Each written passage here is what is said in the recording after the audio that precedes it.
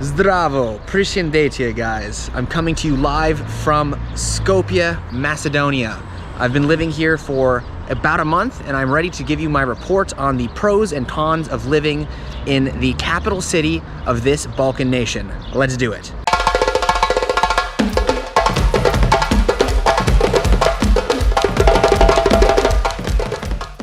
Pro number one for Skopje is that in general, it is not too crowded unless you come to the city center, and the traffic in general, pretty good. In comparison to Tirana, where I spent the month before, Tirana had horrible traffic and the infrastructure seemed very poorly laid out. Here in Skopje, not a problem, very chill, very nice, and in general, even outside of COVID times, I remember it not being that crowded. So very good pro for the city. The number two pro for Skopje is that it overall is quite cheap. Along with all the countries in the Balkans besides Greece, you're gonna find pretty cheap things. You can eat here for about $5 to $6 if you have like a proper meal. Beer is typically like $2, $3, depending on the place you go. My flat, I paid $300 for the month, which is a pretty fair price. You can get cheaper for sure if you book like long-term apartments, but overall, pretty cheap, pretty nice. The locals make around 400 euros a month, something like that. So for them, not so cheap, but as an expat, really nice place to live, really cheap, really good value. Number three on the pros list would be the fact that it is pretty centrally located in the Balkans, so it's really easy to travel. You can get to Belgrade from here in just about 6 hours by bus. You can get to Tirana in 9 hours. You can get to Pristina, which is in Kosovo, in just about like 4 hours. And you can get to Thessaloniki, Greece, in just about like 7 hours. So the position is pretty good if you want to do some traveling. The one thing that you do have to consider is with the borders. It depends on the border time, how long it takes to cross over, because all of these countries you need to go through border control. But in general, it's like really centrally located and you can hit many cities on any Balkan tour, or if you're living here, visit lots of different cities as well. Number four is a funny one. I'm gonna say this city has amazing beer. Normally when you have a country in the Balkans or kind of anywhere in the world, they have their flagship beer. Here they sell a beer called Skopje, which is named after the city, Skopje, and the beer itself is awesome. They have 3 different types and each type is just delicious. They have like a IPA, they have a normal one, they have a smooth one. Awesome. And you can pretty much get a beer everywhere for like $2, $3, and the quality is really, really good. Really, really big fan of the beer. And to go along with that, the people, amazing. Good beer, good people. Almost everyone here speaks English. Everyone who's young not only speaks English, but speaks English at a very high level, like surprisingly high. And you can go pretty much anywhere and someone's gonna be able to talk to you, which in a lot of other countries, if I was in Turkey, if I was in Mexico, this would not be the case. But Macedonians speak great English. The last part of Skopje that I found really nice is that this city is oddly charming. It's got lots of weird architecture, a lot of mixing of styles between the old bazaar, between all the new weird statues we talked about with the Skopje 2014 project, but the city is quite beautiful. It's got brutalist architecture from the 70s, it's got communist architecture, it's got kind of old fake architecture, new fake architecture, it's got lots of melding things. So depending on what style you like, it is oddly charming and it's quite beautiful.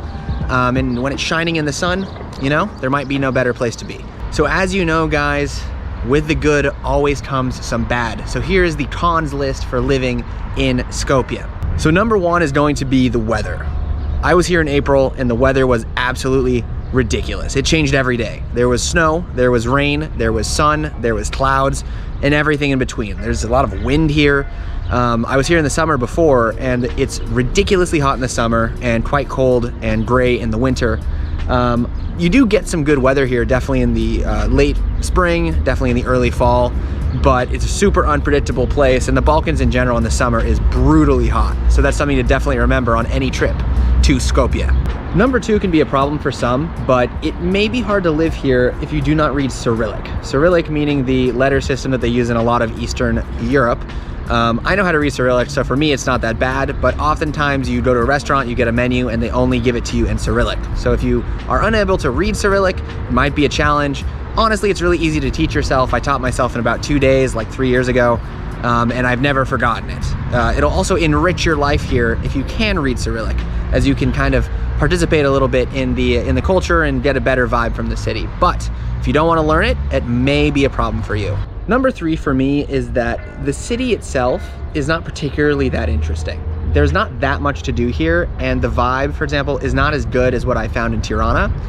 Besides restaurants and sitting at cafes, you can pretty much explore the entire city itself within a few days, probably a few hours. So if you're here for a longer period of time, there's not so much to do in Skopje. So it may be nice because you can actually like do normal things like go to the gym and like meet with friends and kind of live like a normal person. But the city itself didn't really capture me that much, and I didn't find that there was always new and cool and interesting things to explore / do. So definitely keep that in mind. Number 4 for Skopje is that the airport is not super well connected. I noticed that most of the flights coming out of Skopje had to go to Istanbul or to Belgrade to go anywhere. They don't have a ton of direct flights, so if you're kind of interested in traveling from this region, it may not be the best spot for you. I noticed Tirana had a lot more direct flights, especially kind of to Western Europe. Here it seemed a little bit less connected, less direct flights. It may just be because of COVID, but the airport was also smaller and not super well built. So definitely something to keep in mind. Just like with many locations, when you use Airbnb, it can be expensive, specifically for what you get and also for the location. So there's not that many like great places to live in this city, and the city center Airbnbs were kind of ridiculously expensive for what you would get. Luckily, I had a guy contact me on Facebook and I was able to get an apartment for a normal price, but they wanted almost double or 2.5 times what I ended up paying. That's always something to take into consideration when you move to any city, especially for a shorter period of time. But if you get from a normal leasing agent, I'm sure you can get a much better deal overall. But they wanted something like $700, $600 for a flat here, which if the average salary is 400 euros, which is like $550, it doesn't really make sense, to be honest. That being said, guys, I really did enjoy my time in Skopje. It's a chill city that anybody can appreciate. It's got beautiful buildings, nice nature, really strange architecture, and also very delicious food. So that's gonna be it for me today, guys. If you liked the video, make sure to like and subscribe, hit the notification bell. We're headed to Kyrgyzstan next, and we're gonna do lots of great videos for you guys there, exploring the unknown and the less explored places of the world. See you later from Skopje.